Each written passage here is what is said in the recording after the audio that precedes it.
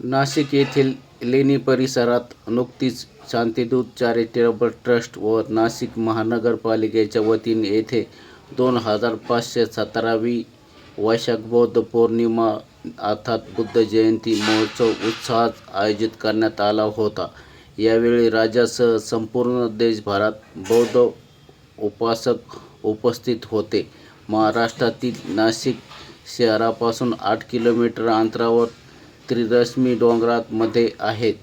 प्राचीन भारतातील सातवाहन, कलचुरी आणि वाकाटक या राजघराण्यांनी ही लेणी खोदलेली आहे.